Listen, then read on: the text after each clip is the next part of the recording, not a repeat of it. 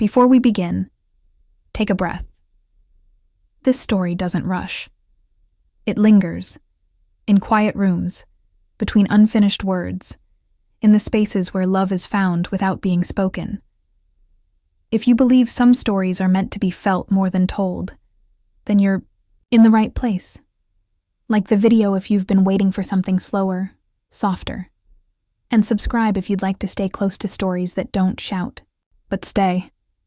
If someone had told me, even a year ago, that I would marry a man I barely knew, under chandeliers I didn't choose, wearing a dress I made myself from leftover satin, I would have laughed.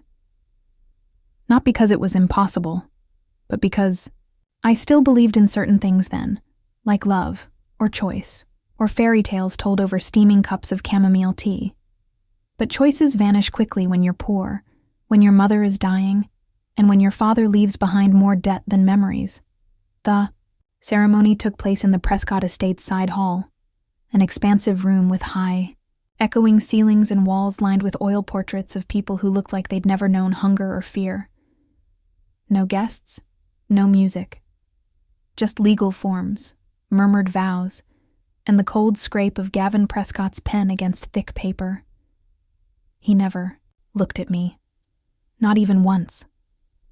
I stood beside him, close enough to hear the rustle of his sleeve and smell the faint scent of cedarwood and something darker, maybe aged whiskey or resolve.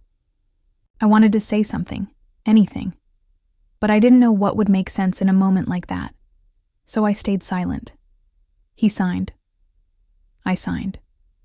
And just like that, I became Mrs. Emma Prescott. Or rather, I became a solution. Later that evening, I returned to the room that was now supposed to be ours. It was beautiful, in a hollow sort of way. Cream-colored walls, antique furniture, a fireplace that hadn't been lit, and a 4-poster bed that looked like it had been dressed for someone else. I unpinned my veil and let it fall to the floor. The silence was too loud. Instinctively, I opened the small chest I had brought from home, an old wooden box with worn brass corners. Inside were simple things: a folded nightgown, a worn Bible, and a bundle of letters my mother had written me over the years. I didn't expect to find anything new. But there it was. A pale blue envelope, slightly yellowed at the edges. The handwriting was unmistakable. My mother's. Neat, rounded, always just a little slanted when she was tired. It wasn't addressed to me. The name on the front was Gavin. For a moment, I froze. My heart, already stretched too thin, pulsed like a warning bell.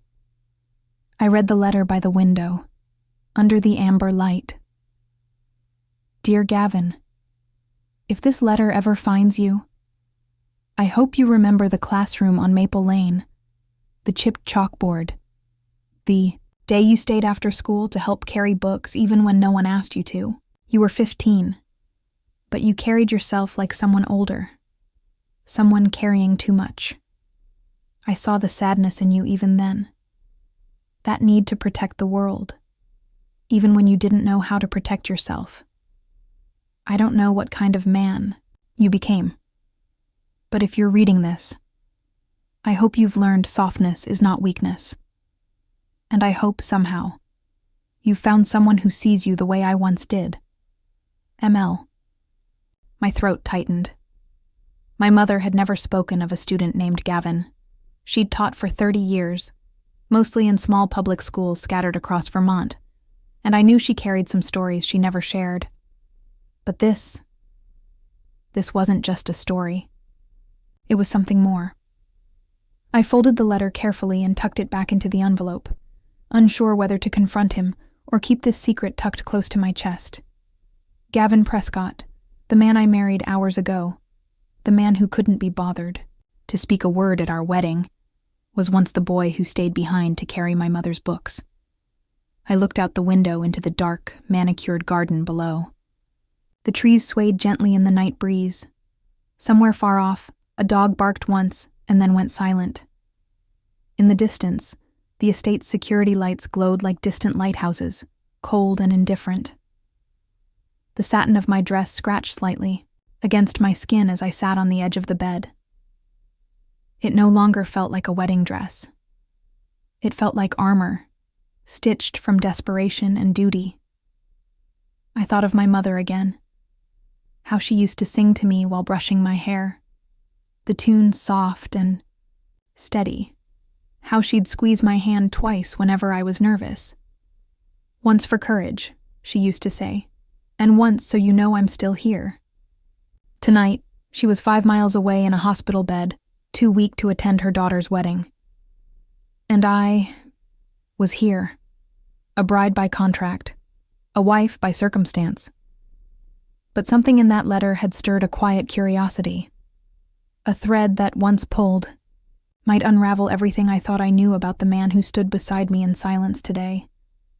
Could there be more to him than the cold eyes, the firm handshake, the air of power that seemed to fill every inch of space he entered?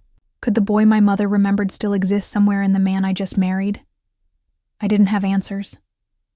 Not yet. Only a letter. A name. A memory that didn't belong to me, but somehow felt like it had been waiting for me all along.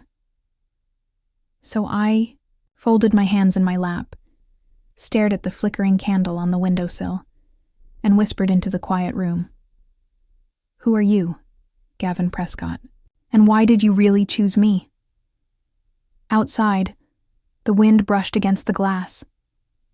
Somewhere downstairs, a clock struck 9, and in that silent golden hour of my wedding night, with no kiss, no touch, and no promises, I felt the first flicker of something I hadn't known in weeks. Not love, not even hope, but a reason to stay curious. The morning after the wedding, I awoke to the soft murmur of rain tapping against the tall windows. The sky outside was overcast, gray, like brushed steel, and the air in the room felt still, as if the house itself were holding its breath. Gavin was gone. I hadn't heard him leave, but the room bore no trace of him. His side of the bed was untouched. The armchair in the corner sat cold, and the fire in the hearth remained as it had the night before, unlit, unused. Part of me was relieved. Another part wasn't sure what it felt. I rose, careful not to let. My feet make too much noise against the polished hardwood floors. Everything in this house echoed, my movements, my thoughts, even the silence. I padded into the hallway, down a corridor that smelled faintly of lemon polish and thyme. I found the kitchen empty, but a kettle had been left out, and someone had placed a neatly folded cloth on the counter. There was a quiet courtesy in it, like someone was trying to make the absence feel less abrupt. I brewed tea, chamomile, out of habit, and held the mug close to my chest as I wandered into the sitting room just off the foyer. It was lined with shelves full of hardbound books, their spines worn in that elegant way only old money and private schools could achieve. A room meant to be admired more than lived in. I wasn't sure why I entered. Curiosity, maybe. Or maybe I just needed something familiar in a place where everything felt borrowed. That's when I noticed the desk, a dark walnut antique tucked beneath the large window, its brass handles dulled by age. Something about it called to me, like an old song you don't realize you remember until you hear the first few notes. I placed my tea down and slowly opened the top drawer. It was mostly empty, just some stationery, a fountain pen, and a folded handkerchief. But the second drawer, that's where I found it. A small, faded photograph, barely larger than my palm. I lifted it with trembling fingers.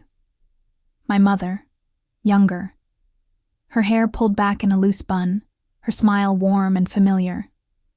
Beside her stood a teenage boy, lean, pale, dark hair that fell just past his brow, and an expression that tried to be stoic, but failed around the edges, like someone who hadn't yet learned how to hide their sadness. Gavin. There was no mistaking it. His eyes were the same. Still were. Sharp and unreadable. But now I knew. Once, they had been softer. He stood a little too close to her in the photo. Not inappropriate, just reverent, like he was anchoring himself to her presence. I sat back, slowly, the picture resting in my lap.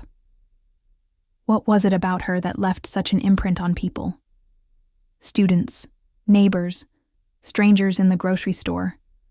She had a way of seeing right into someone and handing that truth back to them, carefully, like a folded blanket. I thought about the letter, about the way she'd written. I saw the sadness in you even then. And I began to wonder, did Gavin marry me because of her? To honor her? Or was it something more complicated? Something even he hadn't fully untangled? I was still sitting there, lost in the threads of it, when the butler, Mr. Claymore, I'd learned, entered the room with quiet footsteps. "Mrs. Prescott," he said gently. "Mr. Prescott will return this evening. He asked me to inform you that he'll be working late at the hospital board meeting." I nodded, too surprised to speak. "Thank you," I managed. "Also, please, just call me Emma." He smiled, faintly, kindly. "As you wish, ma'am." I slipped the photo into my cardigan pocket when he left, not quite sure why I didn't want him to see it. The rest of the day passed slowly. I made soup for myself, even though the house had staff. I wasn't used to people waiting on me. I wasn't used to velvet curtains or rooms you could get lost in. I missed my small apartment, the sound of my sewing machine, the way my mother would hum from the bedroom when she felt strong enough. That night, I visited her in the hospital. She was sleeping, pale and quiet, with her favorite blanket tucked up to her chin. I sat beside her and held her hand, watching the monitor's steady rhythm. "I found your letter," I whispered, "the one to Gavin." She didn't stir, but I kept talking. "He kept a picture of you. You must have meant something to him. You still do." It wasn't until I left that I realized I hadn't cried all day. Gavin didn't come home until after midnight. I heard the door open downstairs, the brief murmur of his voice as he spoke to Claymore, then silence. I stayed in the sitting room, lights dimmed, the photograph still in my pocket. He entered without knocking, eyes shadowed from lack of sleep or something deeper. "I didn't mean to wake you," he said, voice low. "You didn't," I replied. "I was just thinking." He nodded, then glanced at the fireplace, unlit. "May I ask you something?" I said quietly. He looked at me, guarded. "Of course." I hesitated, then pulled the photograph from my pocket and held it out. "I found this in your desk." His face changed, but not in anger, in weariness. "You knew her," I said. "I did," he answered. Then after a pause, "I don't keep many things, but that I never could throw away." "Why?" I asked softly. He looked at the photo, not at me, because she was the first person who made me believe I could be more than where I came from. The room felt heavier, but not colder. "I'm sorry," I said. "About all of it." He looked at me then. Really looked. "You remind me of her," he said, voice quiet. "But you're not her. You're something else entirely. I just don't know what yet." I folded my arms. "Neither do I."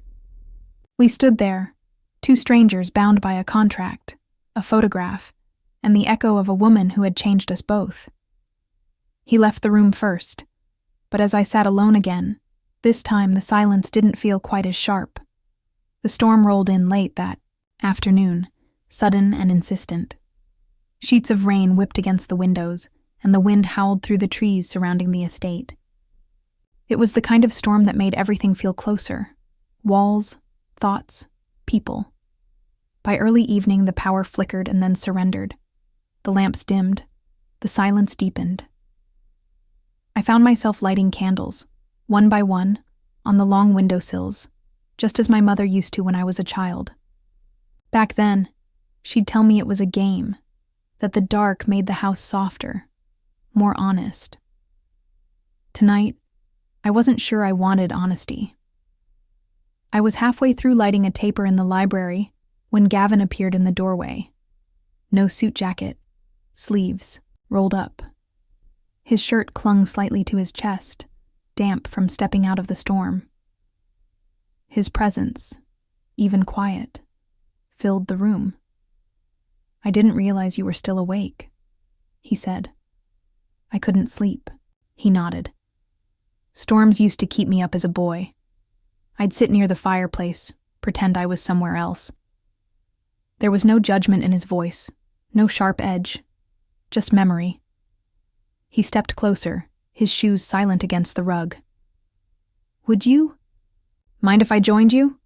he asked, surprising me. I motioned to the chair across from mine. "Please." He sat slowly, as if unsure how long he'd stay. Outside, the wind moaned. Inside, the candlelight cast golden ripples against the shelves, like waves flickering over old stories. I watched him, careful not to stare. This man who had married me without emotion, who had barely spoken at our wedding, now looked like someone else entirely. Not softened exactly, but unguarded. And I realized that in this darkness, stripped of all expectation, he didn't seem like a billionaire or a CEO. He seemed like someone who had forgotten how to be held. "Do you still think about her?" I asked. He didn't pretend not to know who I meant. "All the time," he said. "Your mother. She was the only person back then who treated me like I mattered before I had anything to offer. No grades, no money, just a quiet boy who didn't know how to ask for help." I waited. "She used to keep these little peppermints in her desk drawer," he continued, a faint smile flickering across his face. "Whenever someone had a bad day, she'd pretend they'd earned one, like it was some great honor. I got more of those than I probably should have." I let out a small laugh. She still kept a jar of those in the kitchen.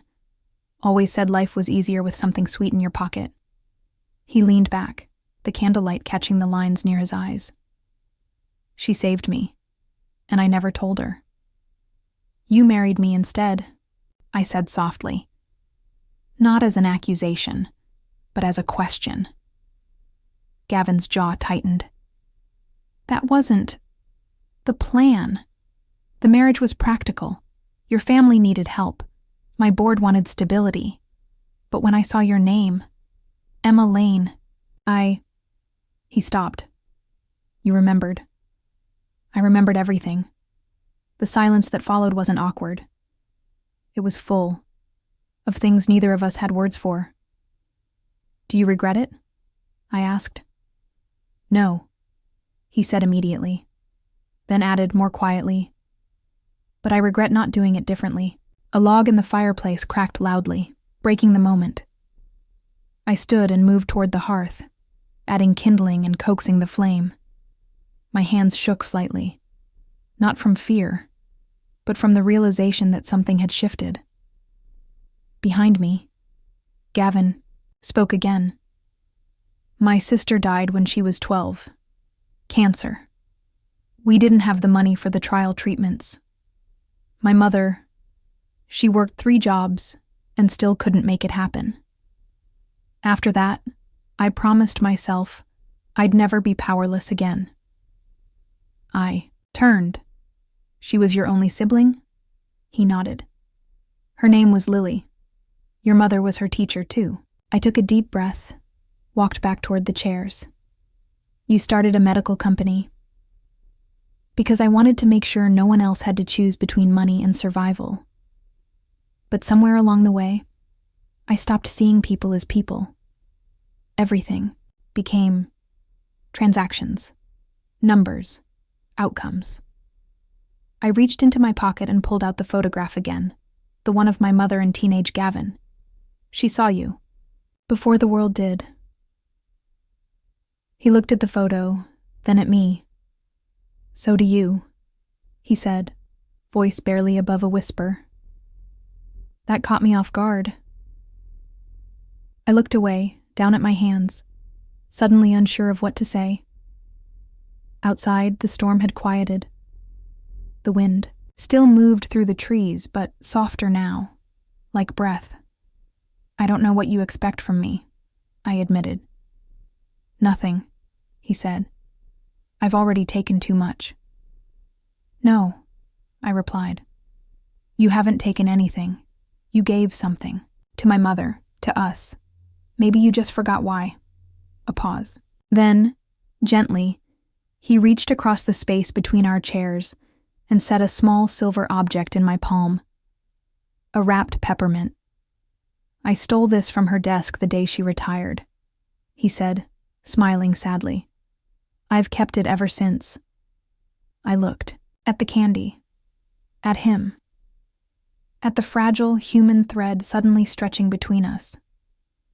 Then maybe you should take it back, I said, and I placed it gently on the mantel, between the candles. Neither of us moved for a long time. The fire crackled, the shadows danced, and in that quiet warmth behind closed doors, something began to mend. Not loudly, not perfectly, but just enough to be felt. It was a quiet day, the kind that stretches slowly like the pages of a well-worn book. The rain had passed, and a pale sun filtered through the clouds, casting long, gentle streaks of light across the floors of the Prescott estate. I spent the morning tending to a window box in the back corridor, lavender mostly. It reminded me of my mother, of the scent that used to cling to her apron after long days in the garden. She loved lavender because it stood tall even when the wind came. I'd like to think I was learning how to do the same. The library was warmer now. After the storm, Gavin had asked someone to restock the fireplace and oil the old hinges. A small gesture, but I noticed. While dusting the shelves, I found an old framed painting leaning behind a stack of books. Nothing remarkable, just a watercolor of Vermont hills in early fall. I don't know what made me pick it up. Maybe the uneven way it rested. Maybe the faint edge of something tucked behind the frame.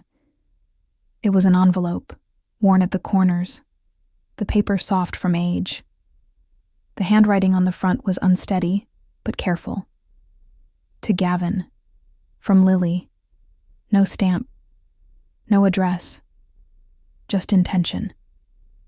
My hands trembled as I opened it, unsure if I had the right, but knowing somehow that I needed to read it. Dear Gavin, if you're reading this, I guess I couldn't say it out loud. I know you hate when people act like you're breakable, but sometimes I see you staring at the ceiling at night, and I know you're trying to keep the world from falling apart. You won't. It'll keep spinning, with or without you. So please, let it. Let yourself rest sometimes. Promise me that if you ever find someone who makes you feel safe, not strong, but safe, you'll let them in. Even if it's scary, especially if it is, you always looked out for me. Maybe now it's your turn to be looked after. Love. Lily. I sat there for a long time, letter in my lap, sunlight warming the floor beneath my feet. The Gavin I knew now, the one who moved with perfect efficiency, who calculated everything to the second, was once just a boy trying to hold his world together for someone else. And now, the one person who had depended on him most had left behind a request. Not a demand. Just a soft human hope that he might one day let himself be loved, and it struck me. Maybe he had, but not on purpose, not clearly, not with intention. I folded the letter and placed it in the inner pocket of my cardigan, beside the photograph of my mother and young Gavin. 2 women. 2 teachers. 2 parts of his past, asking for the same thing in different ways. Later that day, I asked Claymore if I could borrow the kitchen. He looked surprised but pleased, and within minutes I was tying on an apron and rummaging through drawers that still felt too expensive to belong to a kitchen. I baked something simple, apple tarts with cinnamon. They were a little uneven, a little soft in the center, but the smell that filled the house was real. It reminded me of home, of warmth, of afternoons when the world outside didn't matter. I left one by Gavin's study with a note. From the kitchen of Emma Lane, for when the world feels too loud. Then I slipped out, catching the evening train to the city to visit my mother. She looked better that evening. Awake, propped up in bed, her hair brushed back with the same stubborn dignity that had raised me. "Apple tarts?" she said, with a sly smile as I placed the container on her table. "You raised me well." We sat in comfortable silence as she nibbled, then asked, "Has he hurt you?" I looked at her, startled. "No. Never." "Then why do you look at him, like you're waiting to flinch?" I opened my mouth, then closed it. She set the tart down and reached for my hand. "Emma, you were always cautious, even as a child. But sometimes love doesn't arrive dressed in poetry. Sometimes it looks like a man carrying too much and hoping you won't walk away." I squeezed her fingers. "And sometimes," she added, "it looks like a letter you weren't meant to find, but needed to." I looked at her, surprised. "I saw it too," she said softly. "Lily's letter, years ago. I promised myself I'd never show it to him. He needed time. And maybe he needed you." The train ride back felt shorter. The sky had darkened, and the stars were beginning to press through. When I arrived, the house was quiet again, but warmer. One of the tarts had been eaten. The note was gone. And on the mantel of the sitting room, next to the peppermint I had returned to its resting place, was a small folded piece of parchment, in Gavin's handwriting. "Some things are worth keeping. Some are worth giving back. No signature, just that. I didn't see him that night, and I didn't need to. Something had shifted, gently, almost imperceptibly. But it was enough. And for the first time since the wedding, I didn't feel like a stranger in the house. I felt invited." The snow came early that year. Not the heavy kind that buries cars and snaps branches, but a soft dusting, like powdered sugar across the estate lawns. I watched it fall from the bedroom window one morning, wrapped in a wool cardigan, holding a cup of tea that had long since gone cold. Gavin had been gone more than usual. Meetings, travel, boardroom conflicts I wasn't privy to. And yet, even in his absence, he'd left signs of presence. A shawl draped carefully over the arm of my reading chair. A new box of chamomile tea in the kitchen. A small note tucked into a book I was halfway through. You left off on page 147. They weren't declarations, they weren't grand, but they were steady. And steady was starting to mean more to me than anything else ever had. It was Claymore who told me, in the way only someone like him could, quiet, without gossip, but not without purpose. They've scheduled a meeting with him this afternoon. The board. About the company? Yes, Claymore replied. Then more carefully, about you. I stared at him. They want him to annul the marriage, Emma. For the optics. For the stockholders. To consolidate with another family through a more strategic union. I nearly dropped the spoon in my hand. You mean, they want him to remarry? To someone else? He nodded once. A merger through marriage. It's not unheard of. And Gavin. Claymore's eyes, kind and lined with experience, held mine. He's not the kind of man who bends, but pressure does strange things to people, even good ones. I didn't say anything.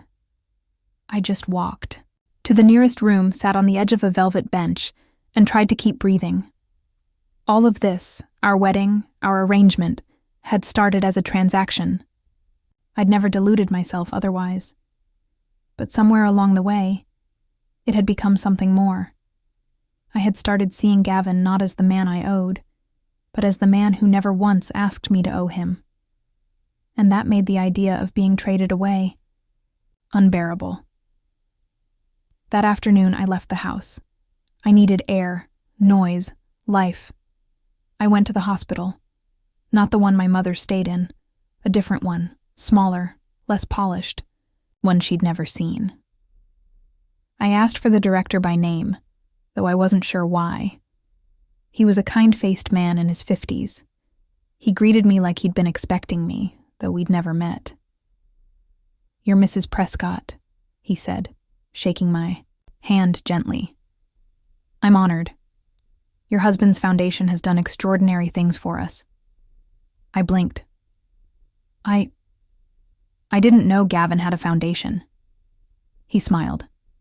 "That's the point, I think. He doesn't let anyone name it after him. It's under a private trust. Quiet work, but powerful. Your mother's treatments? Fully covered. The new wing we're building? Half funded by that same trust." I sat back in the chair, stunned. He never told me. "Of course he didn't," the man said gently. "Some people don't want to be thanked. They just want to do the right thing before it's too late." It was raining again when I stepped outside. This time, I let it fall. When I returned home, the house was silent. Candles lit, a fire flickering in the den. Gavin was standing in front of it, jacket slung over the back of the sofa, sleeves rolled. Up, he didn't look up when I entered. "You spoke to Claymore." I did. He nodded once, and I spoke to the hospital director. That made him pause. He told me about the trust, about my mother's care, about the wing. Still silence. "You didn't want me to know." He turned slowly, hands in his pockets. "It wasn't meant to be hidden. Just not used as currency." I stepped forward. "You could have told me. I didn't want gratitude, Emma, or obligation. I wanted you to be here because you chose to be, not because I made your life easier." For a long moment, we just stood there. The only sound was the soft pop of the fire and the steady rhythm of the rain against the windows. "I haven't made this easy for you," he said quietly. "I've given you space, but not understanding. Silence, but not comfort. And now they want me to make a choice." "What will you do?" I asked. His eyes met mine, tired, yes, but unwavering. "They told me to dissolve the marriage. That it would free me to align with someone more suitable." I waited. He took a step closer. "But I've never felt freer than I do with you in this house." Another step. "You don't speak much. You don't ask much. But somehow you see everything. You sit with grief without flinching. You listen to silence without trying to fill it. And you make this place, this life, feel livable." He was standing in front of me now. "I won't give you up to save something I don't believe in anymore," I exhaled. Gently, almost without thinking, I reached out and took his hand. "I didn't marry you expecting kindness," I said. "But you've given it anyway." He didn't smile. Not quite. But there was something soft in his face. A surrender. That wasn't weakness, but trust. "I'll make tea," I said, turning toward the kitchen. But before I stepped away, he caught my hand again. "Emma," he said, his voice quiet. "This marriage, it may have begun in silence, but I want to spend the rest of it learning how to speak to you, the right way." And somehow, under that quiet sky between us, I believed him. She began to fade in December. It wasn't sudden. Just little things at first. Less appetite, more sleep. A softness to her voice, like it had to travel farther to reach me. The nurse at the hospital used words like transitioning, like she was crossing a bridge we couldn't follow. I visited every day. Sometimes she would speak. Other times I'd just sit beside her, reading aloud from old books or folding laundry she'd never wear again. There's a strange comfort in doing small, ordinary things when the world is quietly collapsing. Gavin never asked where I went. But one afternoon I came home to find a thermos on the counter labeled in his handwriting, "For long hospital chairs." Inside was peppermint tea, still warm. I carried that thermos with me the next day. I didn't say thank you, not yet. Some gestures are too close to the bone for words. That evening, my mother opened her eyes and asked for music. I reached for my phone, unsure what she meant. "No, not from a machine," she said weakly, smiling. "Your voice. Sing me something you remember." I hadn't sung in years.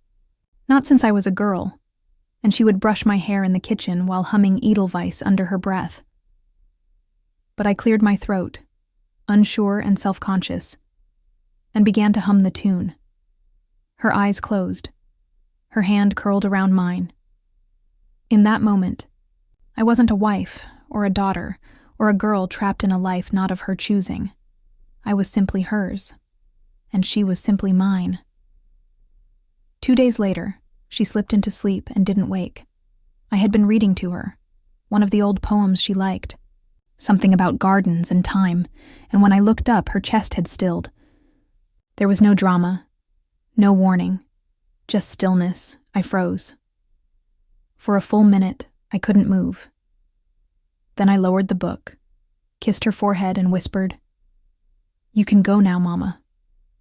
I'll be all right." It was the biggest lie I'd ever told. I stepped into the hallway, not knowing what I needed or where to go. I just kept walking. Through the elevator, into the lobby, outside into the biting wind. I didn't expect to see Gavin there. He was sitting on a bench just outside the hospital doors, a paper cup of coffee in hand, coat unbuttoned. When he saw me, he stood immediately, said nothing, just opened his arms. And I went to him. Not gracefully, not dramatically, just entirely. He held me as I shook, as the sobs came, as my knees buckled, as the part of me that had been holding. Everything together cracked right down the center. "I didn't want her to be alone," I whispered. "She wasn't," he said. "You were there, and I was here." We stayed like that until the cold seeped through his coat and mine. And even then, we didn't move. The house felt different when we returned. Not colder exactly, but quieter. As if the walls knew something, had been lost. That night, I made tea without thinking. I used her favorite mug. I stood at the stove like she used to, watching the steam rise. Gavin came in silently and took down 2 cups. I poured. He didn't ask me to talk. He didn't offer platitudes. He simply sat across from me, hands wrapped around the mug, and stayed. And somehow, that was enough. The funeral was private. Just a few neighbors from the old street, 2 nurses, and the minister she'd liked for his plain sermons and kind voice. I wore a simple black coat. No veil. No lace. She'd always said grief didn't need dressing up. Gavin stood behind me the whole time, close enough that I could feel the heat of his hand if I reached back. Though I didn't. Not yet. But I felt him there. And maybe that's what mattered most. After the final prayer, as the others left, I stayed behind. Alone with the wind and the gray sky and the flowers she'd have said were too expensive. Gavin waited by the car, giving me space. When I finally turned to join him, I noticed something tucked into the bouquet he'd laid on her casket. A single wrapped peppermint. He didn't mention it. Neither did I. The next morning, I found a box on my sewing table. It was plain, brown, tied with a soft blue ribbon. Inside was a folded piece of linen, hand-stitched with my initials, and a note. "You don't have to be strong today. Or tomorrow. I'll carry it for both of us until you're ready. G." I sat in that room for over an hour, not moving, just holding the cloth like it was something sacred. That afternoon, for the first time since we married, I climbed into bed beside Gavin without invitation or ceremony. Not for passion. Not for comfort, for stillness. He didn't speak. He just shifted, letting me rest my head against his chest. His arm wrapped around me like it had always belonged there. Outside, the snow had begun to fall again, light and silent. Inside, our breaths eventually fell into rhythm. And as my eyes drifted shut, I realized something I hadn't before. Grief doesn't take from you what you love. It shows you who's willing to stay behind when it leaves. Grief does not end, not really. It settles into the corners of your life like dust, soft, persistent, familiar. You learn to live around it. You learn how to breathe with its weight pressing gently on your chest. The days after my mother's passing were quiet. There were no more hospital visits to make, no calls to answer, no soups to prepare. My hands, so used to doing, suddenly didn't know what to reach for. I filled the hours by tending the winter garden. Bundled in Gavin's oversized coat, I trimmed back brittle stems and cleared leaves from the stone path. It didn't change anything, but the rhythm helped. And sometimes, that's enough. Gavin didn't speak much, but he was there. Every morning, there was a new cup of tea beside my place at the table. Every night, a small light left on in the hallway. Little things. Easy to miss if I hadn't been looking. But I was. I noticed the way he paused now before leaving the house, as if waiting. To be missed. I noticed how he no longer corrected the staff when they called me Mrs. Prescott. And I noticed how he began to eat dinner in the kitchen with me, instead of at the long, formal table where we had first sat like strangers. Something had changed. Not suddenly, but deeply. And then one afternoon it became clear. I was walking through the back gallery of the house, looking for a misplaced book, when I heard music. Soft piano notes, played haltingly, as though someone were remembering, rather than performing. Followed the sound. The music led me to the small parlor, rarely used, but beautiful, with a baby grand tucked near the window. And there was Gavin, seated at the keys, hands moving with surprising gentleness. I didn't move, just watched. He didn't notice me at first, or if he did, he didn't say. His head was bent, his shoulders curved inward, as if he was afraid the music might leave him if he breathed too loudly. When he stopped, the silence that followed felt deeper than before. "I didn't know you played," I said quietly. He turned, not startled. "I used to. My sister made me learn. Said no one who could make something that beautiful should be allowed to avoid it." I walked toward him, sat beside him on the bench. "Why'd you stop?" He looked down at his hands.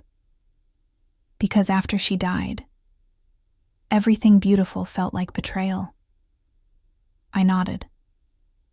I understood that. He turned toward me, his expression unreadable. "But when you sang for your mother, that night, I remembered that beauty isn't always betrayal. Sometimes it's survival." I felt my throat tighten. "I'm not good with words," he continued. "I've spent my life solving problems with action, not confession. You don't owe me anything, Gavin." "I know," he said. "That's why I want to give it to you anyway." There was a pause. The weight of what wasn't being said hung gently between us. "I never expected love," I said, voice barely above a whisper.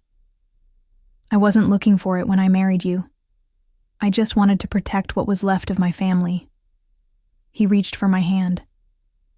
"And I just wanted to pay a debt I thought could never be repaid. Our fingers laced, unpracticed, tentative, real. And now?" I asked. He looked at me fully. Nothing guarded. "Now I just want to stay. Not to fix anything. Not to earn anything. Just to be near whatever this is becoming." I didn't reply.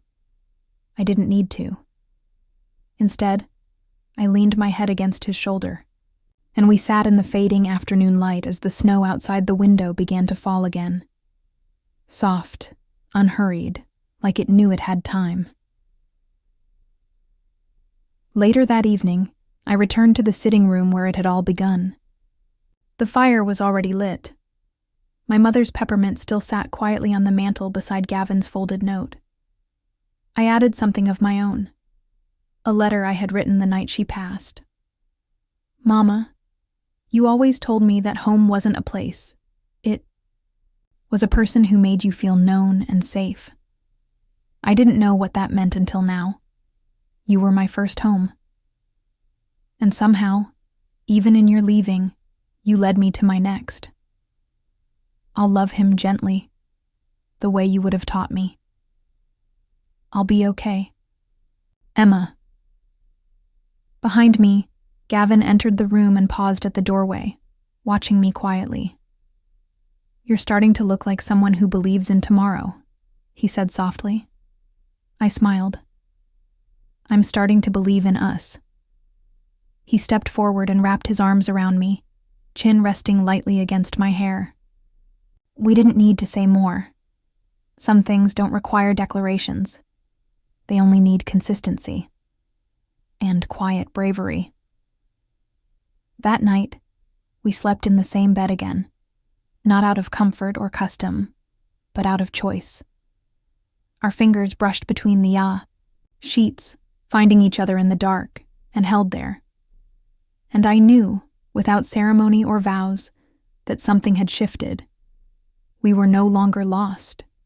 We were choosing to be found, by each other. Some mornings arrive so quietly, you don't realize they've changed everything until hours later. It was early spring when I knew. The light outside had begun to shift, golden and hesitant, brushing against the bedroom walls like an old friend. I stood in front of the open window, one hand resting on the sill, the other instinctively over my stomach. I wasn't sure yet. Not fully. But I had a feeling. And sometimes, a feeling is enough to begin again. The days that followed moved slowly, with the kind of warmth that sneaks up on you. Gavin had started taking his coffee on the kitchen steps, barefoot, hair tousled in a way that once would have been unthinkable. I joined him more often now, wrapped in a blanket, resting my head on his shoulder, while the steam rose between us. We didn't talk about the future in grand terms, no nursery plans, no declarations. But he had started adding 2 cups of tea to the tray he brought up each night instead of 1, and he no longer asked whether I'd be staying in his bed. It had become ours. One morning, I found him in the study, bent over a folder of documents. When he looked up, there was a softness I hadn't seen before. "I've added your name to the house," he said simply. "Not because you need it, but because it already feels like yours." I walked over, took his face in my hands, and kissed his forehead. "Thank you," I whispered, "for making space." He smiled. "Thank you for filling it." That afternoon, I returned to the old cedar chest my mother had left me. The letters were still there, neatly bundled, and now worn at the folds from my fingers, retracing her voice. But today, I added a new one, a blank page, fresh ink, a new beginning. I addressed it not to the past, but to what might come. "Dear daughter, I don't know your name yet, or the sound of your laugh, or if you'll like thunderstorms or quiet mornings more, But I know this. You come from love. Not the kind that starts with sparks and dances, but the kind that grows in silence, in grief, in patience. Your father is not a man of many words, but he is a man of steady hands, quiet gestures, and a loyalty that doesn't falter. He held me up when I couldn't stand. He stayed when he had every reason to run, and he taught me that sometimes the bravest thing a person can do is remain. If one day you ask me what love looks like, I'll tell you. It looks like peppermint on a windowsill, like a photograph kept too long, like tea left warming on the counter. It looks like your father, waiting outside a hospital he couldn't enter, just so I wouldn't be alone. I hope you find someone who sees you the way he saw me, not as a burden, or a project, or an arrangement, but as a choice. A quiet yes in a world full of noise. And I hope you learn what I learned too late, that love isn't loud, or perfect, or fast. It's here, in the soft places, in the hands that stay. All my love, your mother. I folded the letter gently and tucked it into the cedar box, alongside the rest. Not to be read soon. Maybe not even by her. But it belonged somewhere. And now, it had a home. That night, as the wind curled against the windows and the fire cracked low in the hearth, I found Gavin in the sitting room. He was reading. Not a report or a file, but a worn novel, one my mother had once read aloud to me when I was small. He looked up when I entered, and in his gaze I saw something I hadn't noticed before. Peace. Not the absence of pain, but the presence of acceptance, of love, shaped by loss and made deeper by what came after. I walked over, slid into the seat beside him, and placed his hand gently over mine. "There's something I want to tell you," I said softly. He set the book down, waited. "I think we're expecting." He didn't move, didn't speak, but his fingers tightened slightly around mine. Then he leaned forward and rested his forehead against mine, breath warm and steady. "I don't know how to be a father," he whispered. "You'll learn," I said. "You already are." He laughed, just once, low and disbelieving. "What if I get it wrong?" I kissed his cheek. "Then we'll get it wrong together." And that was it. No dramatic music, no vows under candlelight, just two people choosing, again and again, not to run. Choosing to build something out of the ashes. In the weeks that followed, the house felt different, not fuller, not louder, but alive. The kitchen smelled like cinnamon again. The garden began to show the first hints of green. And every night, as we lay in the warmth of the life we'd made, I would look at him.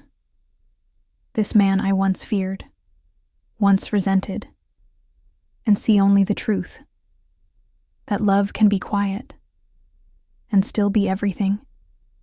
That family doesn't always begin in joy. Sometimes it begins in grief, in silence, in a soft yes whispered across a room full of loss. And sometimes, the greatest love stories are not the ones we set out to write, but the ones we find ourselves still writing, long after the ending we expected. If this story touched your heart, don't forget to hit like. It lets me know you're here, listening, feeling, and if you'd like to hear more quiet, meaningful stories like this one, consider subscribing to the channel. Thank you for staying until the end. I'll see you in the next story, where even the smallest moments can change everything.